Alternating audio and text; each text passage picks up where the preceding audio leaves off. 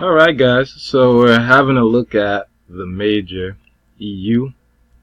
Um, let's see here, so let's go to history. I always like to backtrack. It's important to identify history before you start coming up with your trading idea. It's important that you start from the top of the berg and work your way down to the bottom for many reasons, as there is information that people will tend to miss, that's provided in the history of going back to even the weekly chart or the daily, that it's just paramount to understand and to see that information to make your analysis more defined. So the last time the euro was more than $1.24 was in 2012. So it's been quite some time. We are edging back into that range, or at least we're attempting to. So that lower, that was once support back in 2010, 8, 10, 12. Was broken in 2014. We're back in that range again. So we're up testing that $1.24 range here now in 2017. This should be a strong level of support.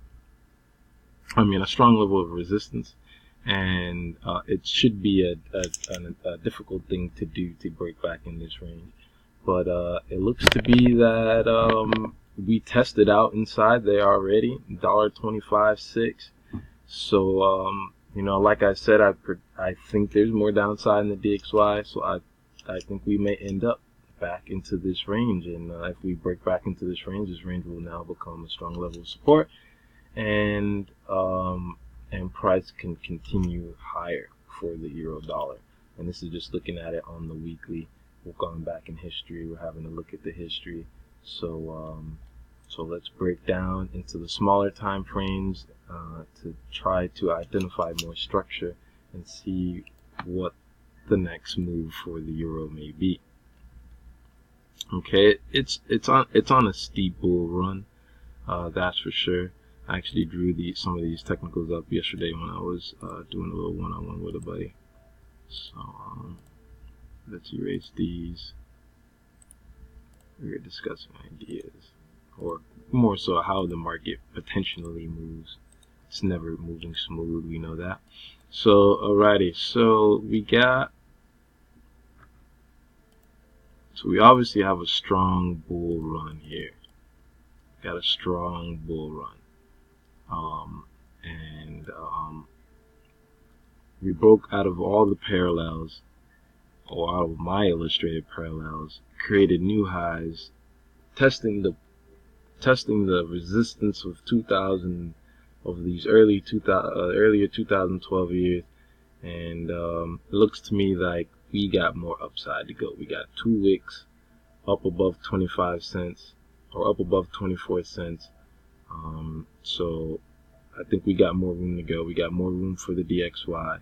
So I think this may be a continuation in trend. And in order to say that this is a complete reversal, we need some more broken structure.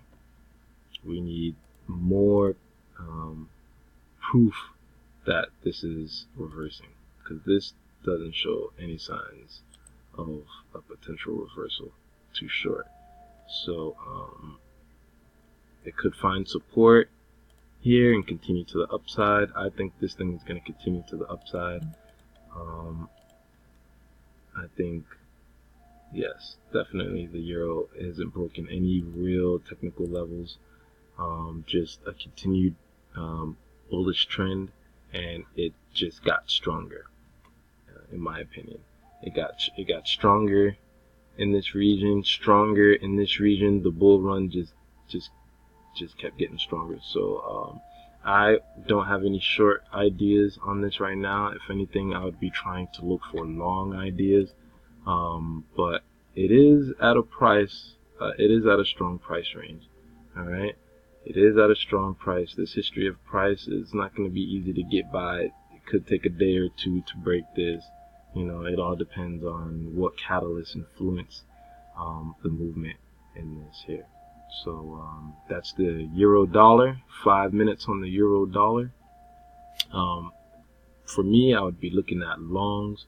I would wait until it broke above cleanly, retest structure from the other side before I would take a position long. And set up your risk to be on the opposite side of this strong support. So the best trade idea, I think, risk management wise, would probably be something like this. You're gonna have to run a decent sized stop to get below this support. If we break back below this, then you get stopped out. So and then you would set your target wherever a Fibonacci extension would be from the outside of this. Let's see. So how would that look? Maybe I could do a quick illustration. It's not going to be exact, but it's an idea.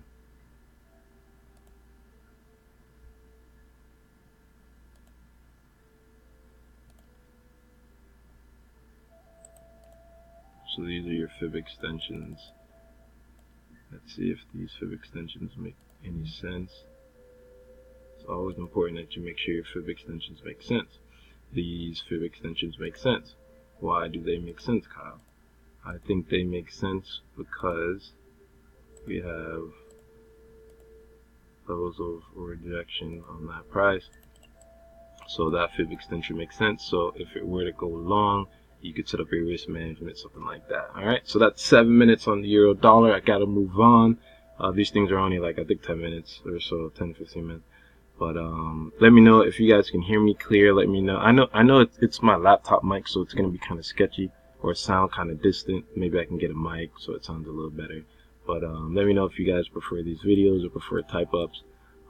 These are my technicals. I'm not trading the euro dollar at the moment, but if we get a clear break above this structure here, we retest it, then it may be looking good for a long, something like that.